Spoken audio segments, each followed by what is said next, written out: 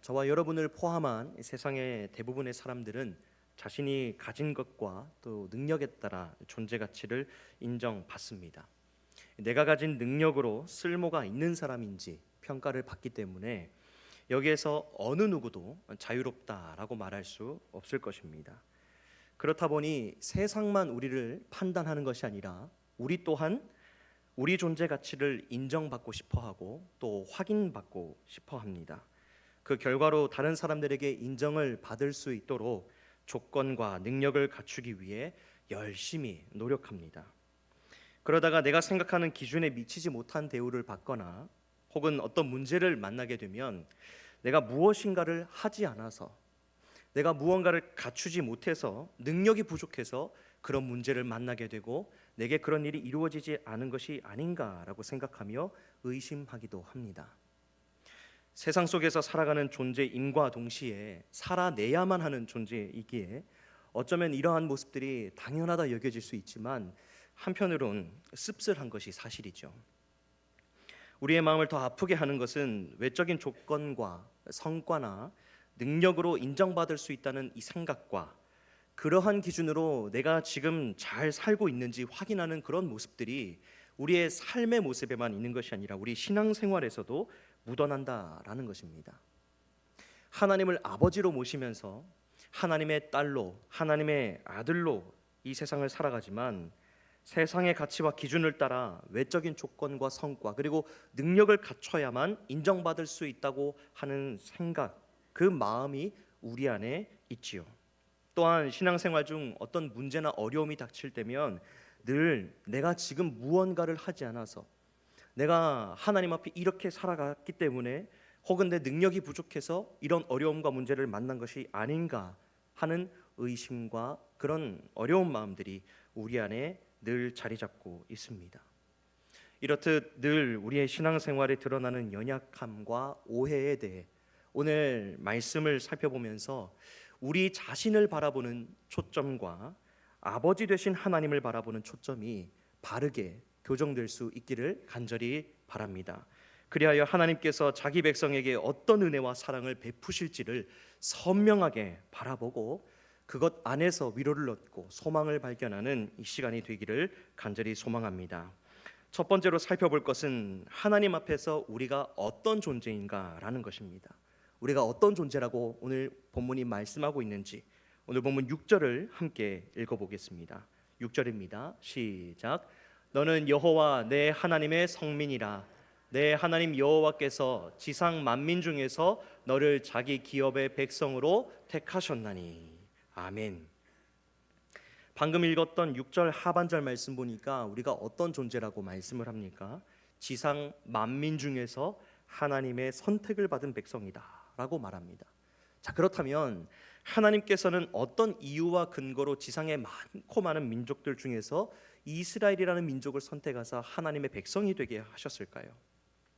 우리의 생각에는 하나님의 백성으로 선택을 받는다라고 하면 하나님께서 쓰시기에 용이할 만큼 군사력을 좀 가지고 다른 민족들보다 좀 우월한 모습들을 가지고 있어야 할 것 같습니다.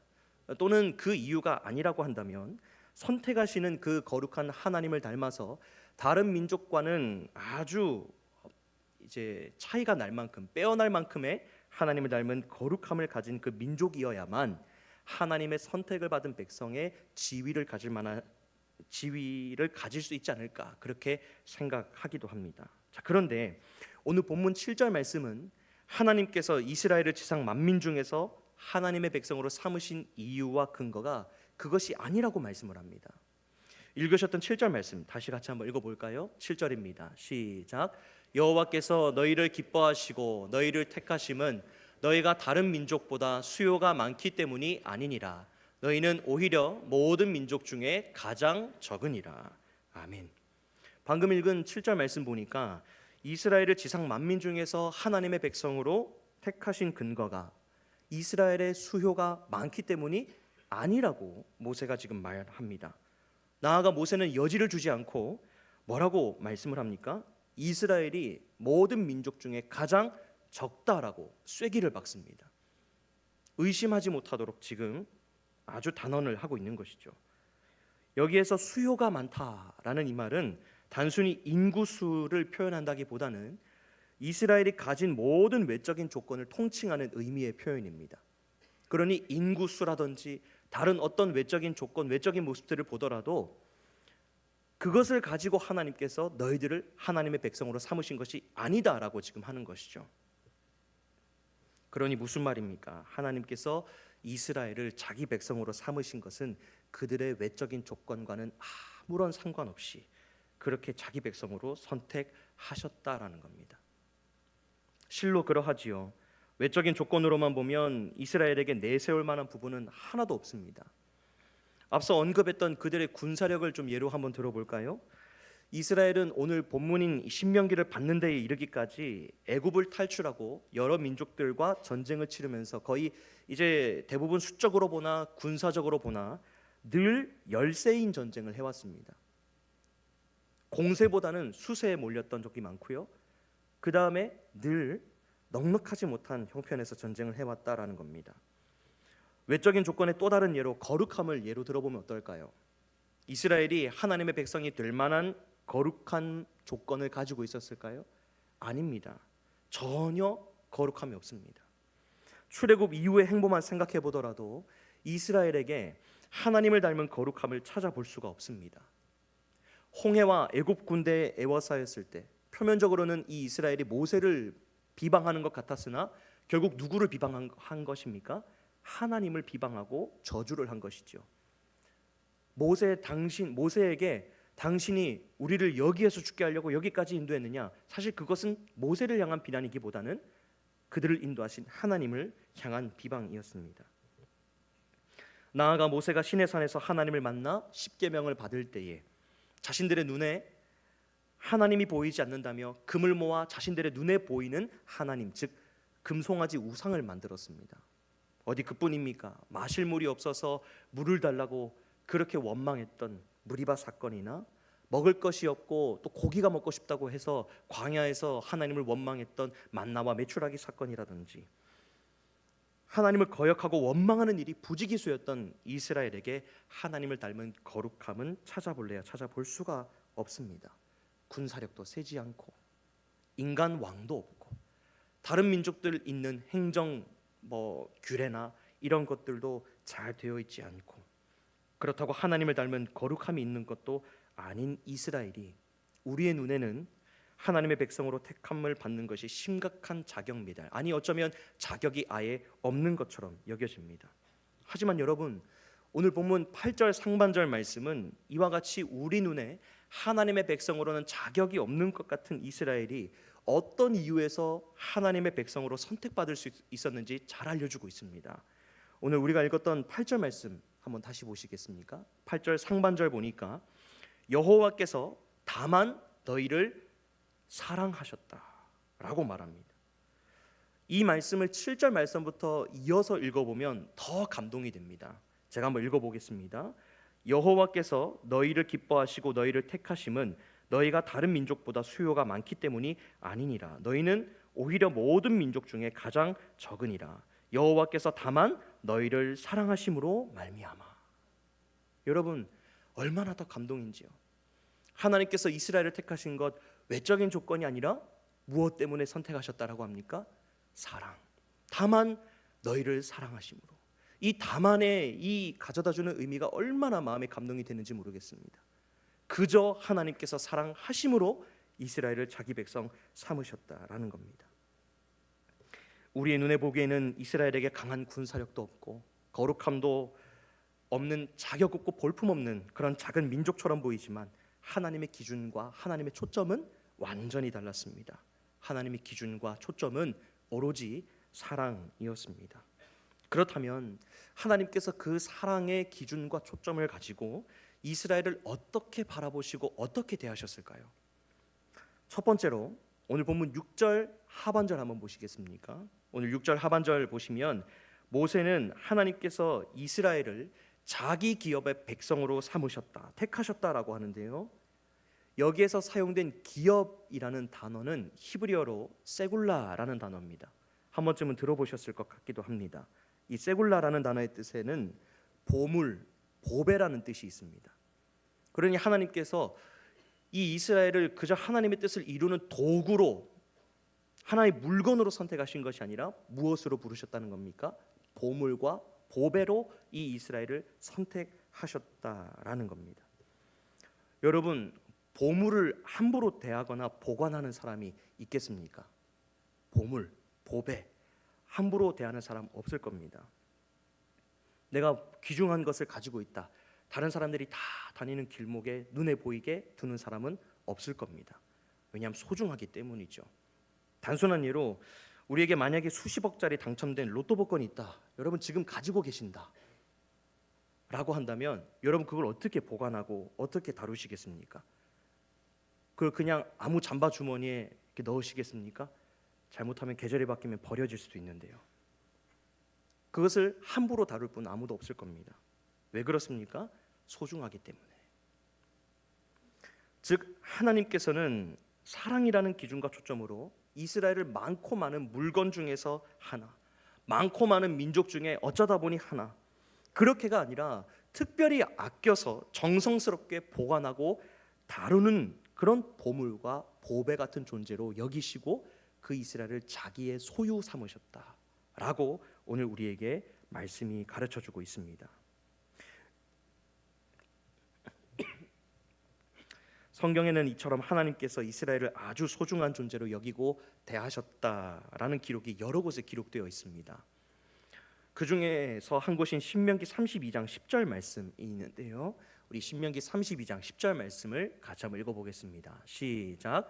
여호와께서 그를 황무지에서 짐승이 부르짖는 광야에서 만나시고 호위하시며 보호하시며 자기의 눈동자같이 지키셨도다.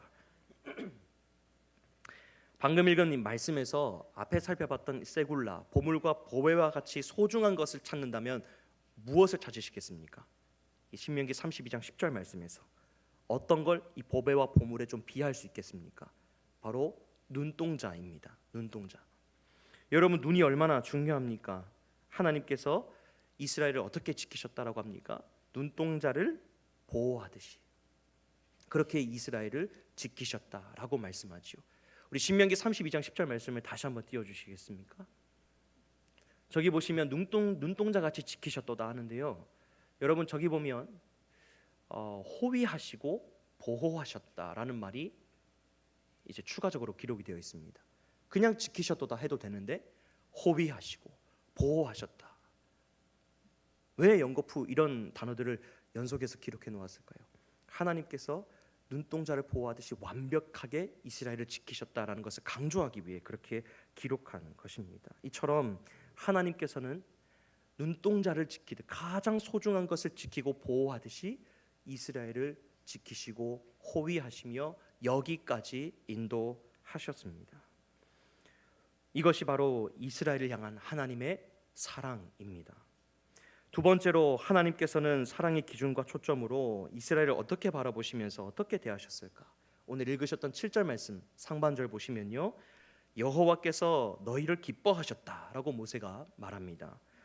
여기에 사용된 기뻐하다라는 단어의 뜻에는 사랑하다 그리고 갈망하다라는 뜻이 있습니다. 사랑하여 몹시 원하는 상태, 그게 바로 여기 기뻐하다라는 말입니다. 어떤 느낌인지 좀 와닿으십니까? 너무너무 사랑해서 몹시 원하고 너무너무 사랑해서 떨어지기 싫은 이런 마음들, 이런 마음이 바로 여기 기뻐하다라는 말입니다. 단순히 박수 짝짝짝 치고 그렇게 하는 기뻐함이 아닙니다. 감정적인 것을 넘어서서 모든 책임을 다하고 싶어 하시는, 몹시 원하는 그 마음이 이 기뻐하다라는 말에 담겨 있는 의미입니다. 그런데 이 기뻐하다라는 말에 한 가지 또 다른 뜻이 있습니다. 그 뜻은 바로 연결되다, 붙어있다라는 뜻입니다. 이 뜻을 확인하는 것이 중요한 이유가 있습니다. 왜냐하면 이 기뻐하다라는 단어의 뜻을 통해 하나님께서 이스라엘을 사랑하시는 사랑의 그 시작점이 어디인지 우리가 확인할 수 있기 때문입니다. 위에서 살펴본 것처럼 하나님께서 이스라엘을 기뻐하셨다라는 것은 하나님께서 이스라엘을 몹시 사랑하여 함께 연합할 수 있기를 갈망하셨다라는 것을 의미합니다. 너무너무 이스라엘을 사랑하셔서 늘 붙어 있고 싶고 늘 떨어지기 싫어하는 그런 마음들, 그래서 어쩌면 조금 하나님께 대하여 불경스러운 표현일지 모르겠지만 사랑을 갈구하면서 계속 쳐다보는 그런 자기 백성을 향한 사랑 어린 눈빛으로 쳐다보는 그 마음이 하나님의 마음이라는 겁니다. 이것이 무엇을 의미합니까? 이스라엘이 하나님께 무언가를 했기 때문에 그 결과로 출발된 사랑이 아닙니다. 여러분, 이 사랑의 의미는 무엇인가를 내게 주었기 때문에 나도 베풀어야지 하는 기브 앤 테이크, 나도 받았으니 주어야겠다, 이 정도의 사랑이 아니라는 겁니다. 이스라엘이 무언가를 했기 때문이 아니라 그저 사랑하기 때문에 같이 있고 싶어서, 같이 연합하고 떨어지기 싫어서 몹시 원하는 그런 마음들, 나는 받은 것 없을지라 하더라도 주어야 되겠다라는 그 마음이 가득한 상태, 그게 바로 여기 기뻐하다라는 말의 뜻, 그리고 하나님께서 이스라엘을 사랑하시는 그 마음의 크기라는 겁니다. 하나님께서 일방적으로 이스라엘을 원하셔서 출발된 기쁨과 사랑, 무엇인가를 했기 때문에 조건부로 따라가는 반응적인 그런 사랑이 아니라 무조건적인 사랑입니다. 이스라엘 향한 하나님의 기쁨과 사랑은 오늘 설교 제목처럼 무조건적인 기쁨과 사랑이라는 것이죠. 그리고 그 무조건적인 사랑으로 이스라엘에게 어떻게 대하셨다라고 말씀하십니까? 8절 중반절부터 보니까요, 자기의 권능의 손으로 너희를 인도하여 내시되 너희를 종되었던 집에서 애굽왕 바로의 손에서 속량하셨다라고 말씀합니다. 이미 하나님은 그 일방적인 사랑으로 은혜를 베푸셨습니다. 만약에 하나님의 사랑이 이스라엘의 어떤 조건에 부합한 사랑, 무언가를 이스라엘이 했기 때문에 주시는 사랑이라고 한다면 이 바로의 손에서 구출하는 장면이 없었을 겁니다. 왜요? 이스라엘이 그 전에 하나님께 대하여 아무것도 하지 않았기 때문에. 그렇지 않습니까? 근데 이미 하나님께서는 이스라엘에게 대하여 이 출애굽을 일으키셨고 애굽왕 바로의 손에서 건져내셨다라고 말씀합니다. 이미 이루어진 일입니다. 그러니 우리가 여기서도 확인할 수 있는 겁니다. 하나님께서 자기 백성 이스라엘을 사랑하시는 그 사랑은 조건이 있는 사랑이 아니라 무조건적으로 베풀어 주시는 사랑이구나라는 것을 우리가 이 대목으로 확인할 수 있는 것이죠. 우리는 이 장면을 통해 하나님께서 이스라엘을 진정 보물처럼 여기시고 보배와 같이 대하셨다라고 깨달을 수 있는 겁니다. 이처럼 자기 백성을 끔찍이 사랑하시는 하나님의 모습, 우리가 다른 성경에서도, 다른 성경의 본문에서도 발견할 수 있는데요, 우리 스바냐 3장 17절 말씀 같이 한번 읽어보겠습니다. 스바냐 3장 17절입니다. 시작. 너의 하나님 여호와가 너희 가운데 계시니 그는 구원을 베푸실 전능자이시라. 그가 너로 말미암아 기쁨을 이기지 못하시며 너를 잠잠히 사랑하시며 너로 말미암아 즐거이 부르며 기뻐하시리라 하리라. 아멘. 방금 읽은 스바냐 3장 17절에서 뭐라고 말씀합니까? 전능자이신 여호와 하나님께서 이스라엘이라는 이 작은 민족 때문에 기쁨을 주체하지 못하시며 이스라엘을 보시고 기쁨의 가장 적극적인 반응인 노래를 부르시며 기뻐하신다라고 말씀합니다. 얼마나 이스라엘을 사랑하시고 아끼시면 이렇게 반응하시겠습니까? 바라만 봐도 좋은, 그저 내 백성, 내 민족이기 때문에, 내 소유이기 때문에 그저 하나님께서는 이스라엘을 바라보실 때 이 사랑을 뿜어내시는 것이죠. 사랑은 여러분, 지금까지 살펴본 자기 백성을 보물처럼 끔찍이 아끼시고 사랑하시는 하나님의 사랑이 이스라엘에게만 적용이 될까요? 비단 이 말씀을 받았던 이스라엘, 그리고 약속의 땅에 입성을 앞둔 출애굽 2세대들에게만 해당될까요? 아닙니다. 오늘 본문에 기록된 이스라엘을 향한 하나님의 사랑은 자기 백성을 보물처럼 여기시고 보배처럼 소중히 대하시는 하나님의 일방적인 무조건적인 사랑은 저와 여러분에게도 유효한 사랑입니다. 우리의 외적인 조건을 보시거나 우리가 어떤 능력을 갖췄는지에 따라서 우리를 평가하시고 사랑하기로 결정하시는 것이 아니라 그저 저와 여러분을 세상 속에서 택하셔서 가장 소중한 보물처럼 아끼시며 사랑으로 지키십니다. 그래서 저와 여러분이 지금 이 자리 여기에 있는 것 아니겠습니까? 때때로 인생에서 어려움과 고난을 만날 때 왠지 내가 하나님의 기준에 못 미치기 때문에, 내가 무언가를 갖추지 못했기 때문에 하나님께서 내게 이런 문제를 주시는가, 내게 이런 고난을 주시는가, 그런 의심을 하기도 합니다. 그럴 때에 우리는 기억해야 합니다. 이스라엘을 조건 없이 사랑하시고 보물처럼 대하시며 기뻐하셨던 그 하나님의 사랑이 여전히 똑같이 저와 여러분에게도 유효하다라는 사실 말입니다. 어디서 그 근거를 발견할 수 있을까요? 로마서 5장 8절과 10절 말씀에서 우리가 그 근거를 발견할 수 있는데요. 우리 먼저 로마서 5장 8절 말씀을 같이 한번 읽어보겠습니다. 시작. 우리가 아직 죄인 되었을 때에 그리스도께서 우리를 위하여 죽으심으로 하나님께서 우리에 대한 자기의 사랑을 확증하셨느니라. 아멘. 8절을 보니까 하나님께서 우리에 대한 자신의 사랑을 드러내어 확증하신 때가 언제라고 합니까?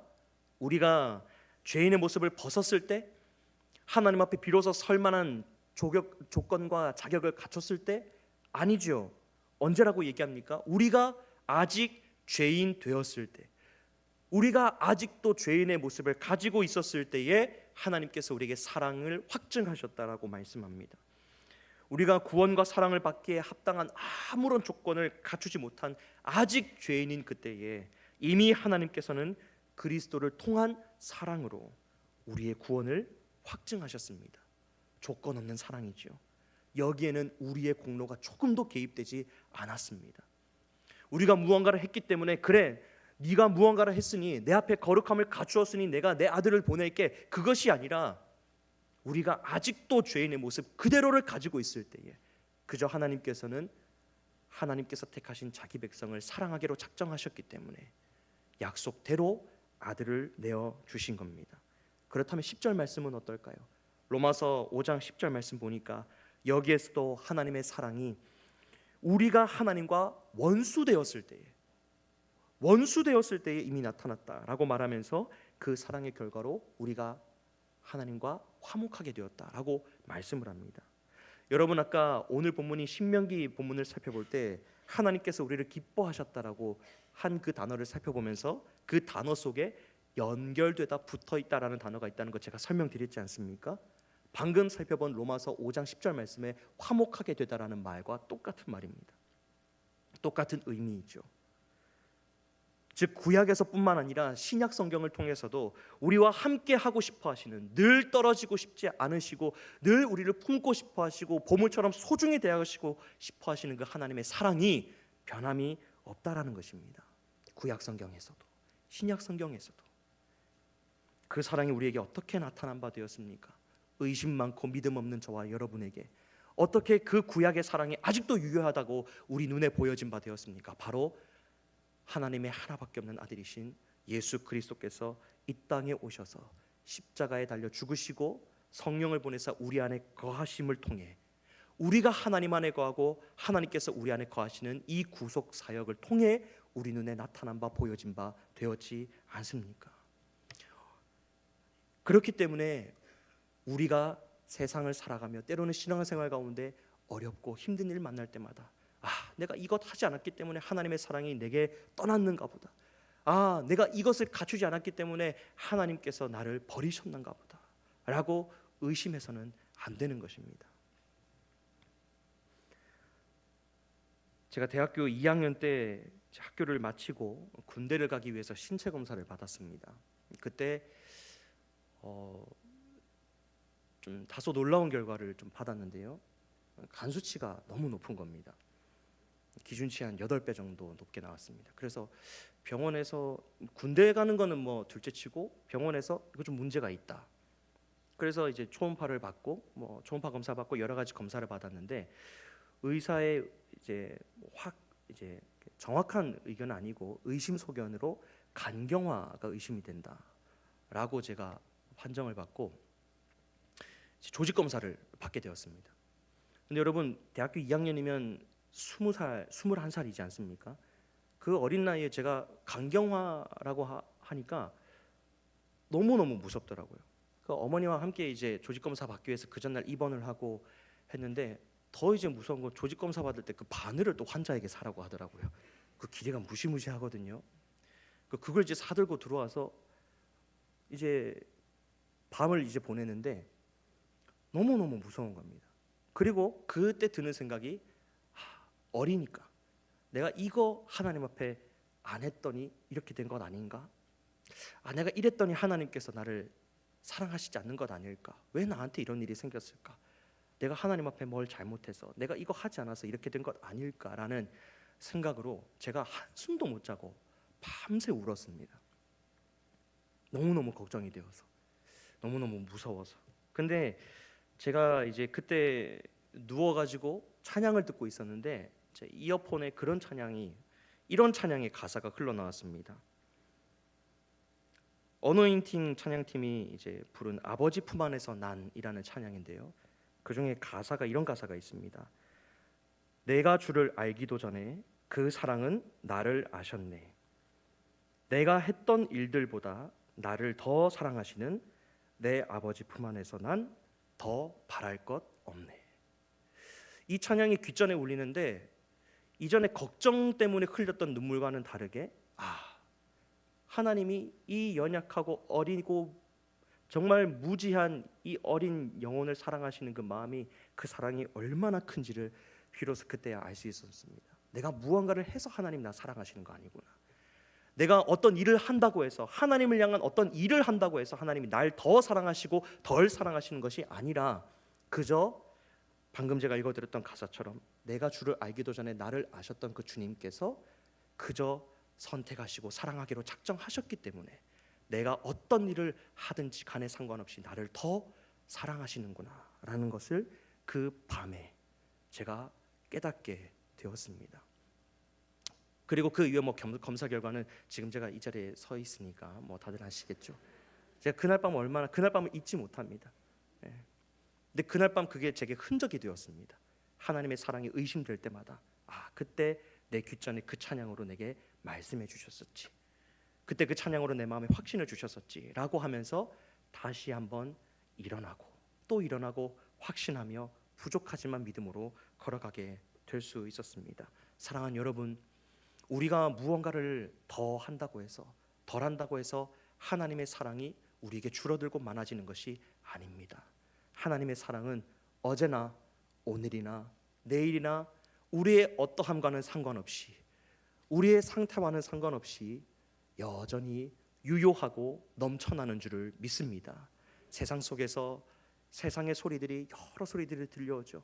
이것 해야 우리에게 조금 더 주어지고, 우리가 이것 갖춰야 더 유능한 사람으로 인정받을 수 있고, 그런데 하나님 앞에서는 우리가 좀 자유하면 좋겠습니다.